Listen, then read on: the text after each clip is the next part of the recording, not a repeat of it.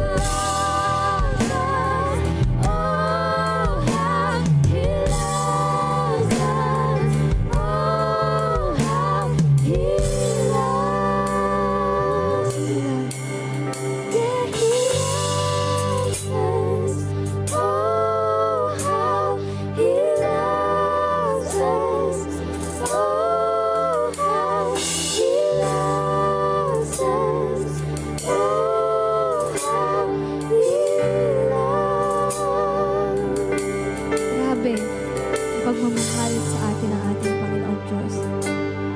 Sabi sa Book of Romans chapter 8, nothing can separate us from the love of God. Neither death, nor life, nor angels, neither demons. Walang makapaghihiwalay sa atin. Dakilang pag-ibig ng ating Panginoong Diyos. Kaya nawa ma-realize natin on how much God loves us. To the extent that Jesus Christ laid down His life for you and me to redeem us sa kasalanan natin, sa weaknesses natin. Took all our weaknesses doon sa krus, and He gave His best sa atin in exchange. Kaya kung anumang worries natin, anumang doubts natin, anong fears na nararamdaman natin, don't forget that you are not alone. God is there with us. In good times, in bad times, anumang season ng buhay natin, sobrang rangyaman, sobrang lungkot man, may pagkakataon man ng kasaganaan, may panahon man ng kakuntian. God is there all throughout our season. He loves us so much. Kaya hopefully and I pray that we would respond positively sa dakilang pag-ibig ng ating Panginoong Diyos. Kasi isang beses lamang mamamatay ang ating Panginoong Jesus. Isang beses lang siya namatay para sa atin. Para sa ikapagpapatawad ng ating mga kasalanan, upang makamtan natin ang kalayaan, at sa gayon makamtan din natin ang salvation. Kaya nawa, hindi natin i-take for granted yung love na ipinaramdam at ipinakita sa atin ng ating Panginoong Diyos. Yeah, if you're here listening with us, worshiping with us, can you please close your eyes? Lord God, we are overwhelmed by your love. Sobra-sobra yung pag-ibig mo sa amin. Na kahit hindi namin deserve ito, binigay mo sa amin freely. Lord, the best ka. Na kahit iniwanan kami ng iba, nagmukha kaming walang kwenta ng iba, pakiramdam namin nag-iisa kami, sa panahon kami nalulungkot, natakot, hindi alam ang gagawin, nagugulumihanan. You are there. Na Panginoon, bilang ganti sa pag-ibig mo sa amin, nawa maging kaisa kami sa worldwide revival. We will speak boldly mga salita mo. We will share them with other people. We will share our testimony proudly because you have been so, so good to us. You have never left us. You have never forsaken us. You have never left us alone. Thank you, Lord God, for your love, for your grace, for your mercy, O God. Lord, pinapanalangin ko rin po yung improvement ng aming church. Let there be generous hearts na magsusupport ng pagpapaganda ng stage. Improvement, Panginoon. And sa bawat isang magsusupport, bless them, O God. Cover them with your precious blood. Protect kung ano man yung meron sila. At sa giliw naming OFWs, hindi po biro yung malayo sa pamilya. Nagkakayod sila. Yung iba, kung ano-anong racket ang pinapasok, napakaraming trabaho para lang makapag-provide sa family. Please sustain their strength. Yakapin mo sila na mahigpit sa panahong sila'y nalulungkot, tahimik na lumuluha, patuloy na lumalaban na hindi alam kung hanggang kailan. Kung feeling nila susuko na sila, God, please sustain their strength. Boost their energy. And makita nila na there is something much greater than that. They have a purpose kung bakit sila nandun sa lugar na yun. And it is to fulfill their God-given calling, their God-given purpose. Now wherever they are, They will speak life. They will speak blessing. They will proclaim how good you are in their lives because you have loved us so much. And ganun din po sa mga courageous moms namin, super moms, wonder moms. Hindi po biro ang mag-asikaso sa family. Kaya patuloy na bigyan sila ng kalakasan, ng karunungan na nanggagaling sa iyo para mabudget kung ano man yung meron sa kanila.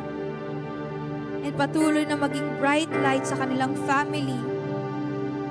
Yung sa gayon, mag-guide din yung family nila in worshiping you, in honoring you, and having peace, joy, love sa kanilang family. And Lord, sa lahat po ng papasok sa eskwelahan, sa trabaho, cover them, Lord, with your precious blood. Send your angels to guard, watch over them, and maging effective ambassadors na po kami. And to you all the glory, honor, praises, please bless Philippines. In Jesus' name, amen and amen. To God be all.